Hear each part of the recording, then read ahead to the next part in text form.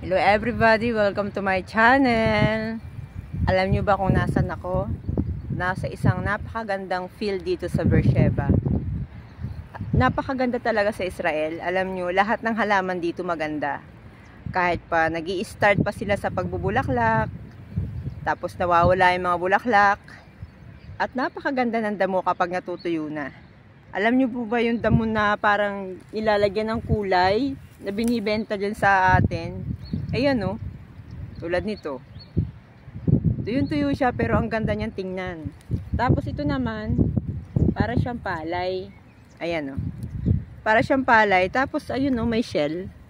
Mag-asawang shell. Ayan o. O, diba? Ganun lang. Nagpapahinga ako at wala akong upuan. May napulot akong basket. Sa basket ako nakaupo. Ang ganda. Magpipicture ako. Sige, papakita ko sa inyo. Ang ganda dito magpahinga. Kaya maganda pa rin talaga ang nature. Kahit pa ano yung katatayuan ng buhay mo.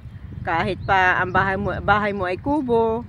Basta may magaganda kang halaman. Masaya ka na nun. Ako masaya ng ganon. Kayo, masaya ba kayo pag ganon? Simple lang ang kasiyahan ko. Ganito lang. Ayan. Napakahangin ngayon.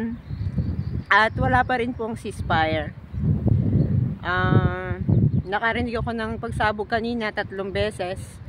Ang sabi nga nung Jay na naging kakilala namin ni Trill, ang sabi niya, wala pa yung tapos. Kasi alam mo ba ang kalaban, parang ipis. Pagkakatiris mo dun sa kabila, meron na namang lumalabas. Ganun lang. Okay? Ang ganda magpicture dito. Mamaya pupunta ako dito. Sana nawa, wag masyadong mainit. Dadaling ko yung camera stand ko. Kasi kailangan kong pumunta sa HR. Kukunin ko yung, papalitan ko yung nakuha kong cheque na best employee. At nag-request ako ng certificate, baka bigyan ako. O, diba? Hayaan nyo, ipapakita ko sa inyo yung lahat kapag na-receive ko na. Kumbaga, hindi ko lang tagumpay yun. Tagumpay din namin lahat yun. Okay? Ganda talaga. Tingnan nyo.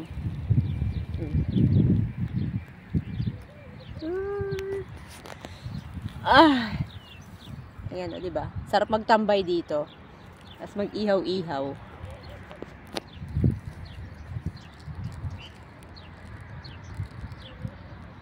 Mamaya, magpipicture-picture ako dito.